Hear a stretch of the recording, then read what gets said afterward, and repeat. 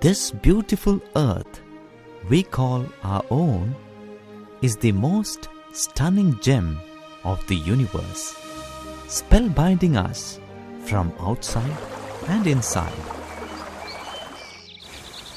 How enchanting it is with its plethora of plant and animal life, mesmerizing mountains, cascading streams, and above all, the most magnificent creation, man.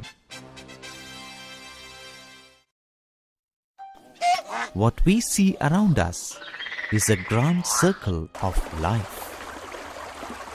A fawn is born, and so is a star. A sapling grows, and so does our galaxy. But eventually, everything that is made of matter finally disintegrates, and as it becomes one with earth, water, fire, and ether, the encased energy is released, and again begins a new story. What is so beautiful in this creation is how every being, from the unicellular microbes to the mighty mammals, are all interconnected and fascinatingly interdependent on each other. While a deer feeds on the grass for its nourishment, the grass depends only on the soil, water, and sunlight. The same water and light nourishes the tiger too, but the wild cat may make a breakfast out of the deer, one for the other.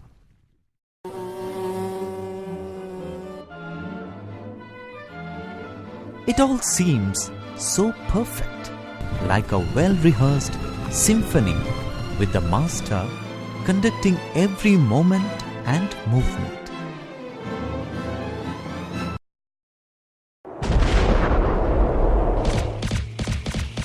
But at times, this sublime harmony seems to go completely haywire. It is no more a symphony. There seems to be some disconnect, though we claim to be more connected in the present day than any other time in the history of mankind. In spite of the giant strides in every field of human endeavor, there obviously is a missing link, a confused sense of purpose. Before we try to understand that, let's try to examine what is it that really propels the world around us today. It is man's genius and creativity, undoubtedly.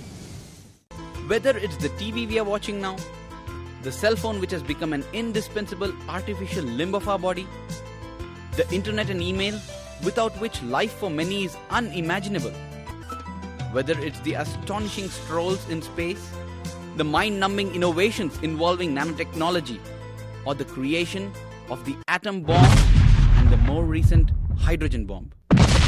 Everything is a product of man's incredible intelligence, instinct, and intuition.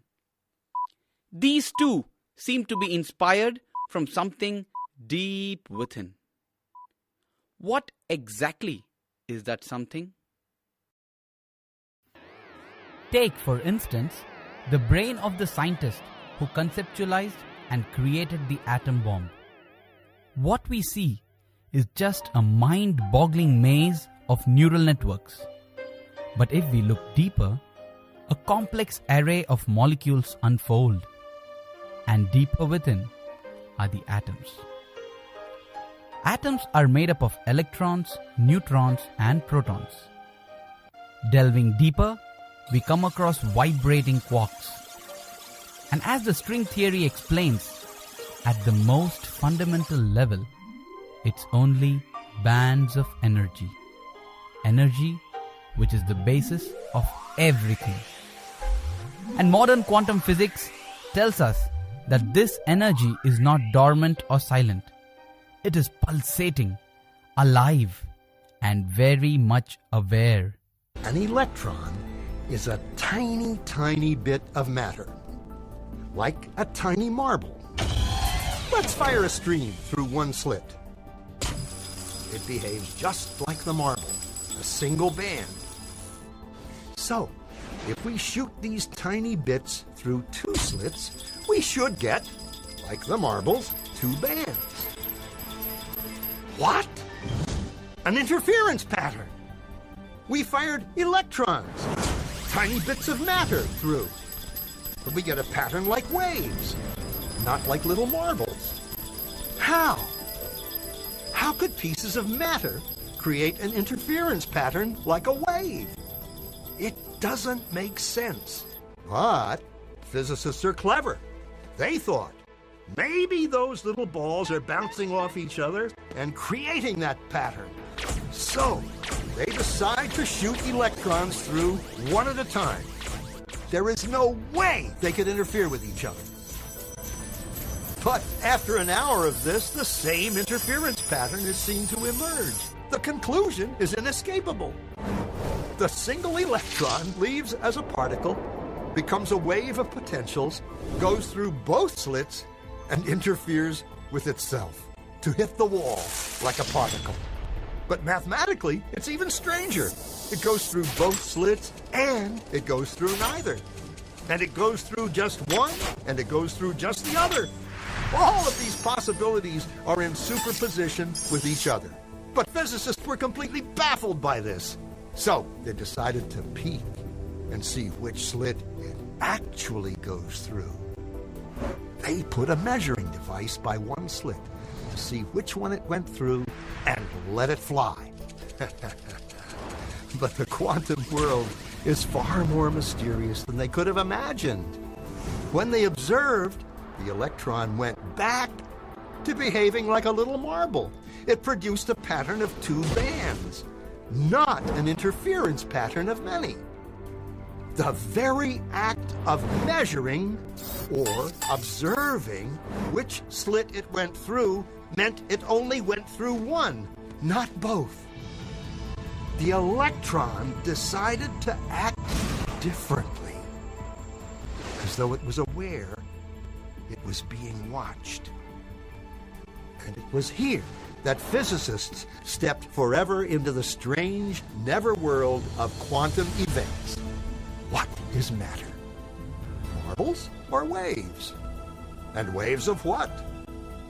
And what does an observer have to do with any of this? The observer collapsed the wave function simply by observing.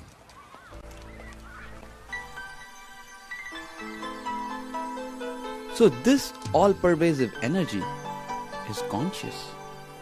The ancient sages of India called it Chaitanyam. This is truly what is driving everything, from the smallest of the atoms to the largest galaxies of the cosmos.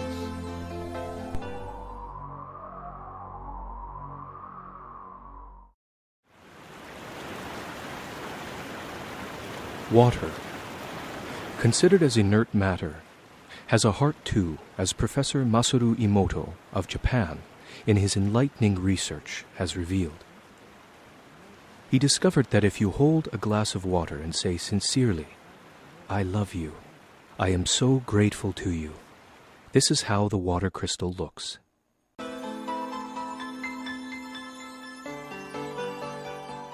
On the contrary, if you fill yourselves with hatred and say, "I do not like you," this is what it turns to.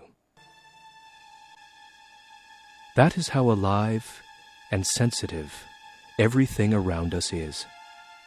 The chair you are sitting on, or the bed on which you sleep, nothing is as dead as it seems to be.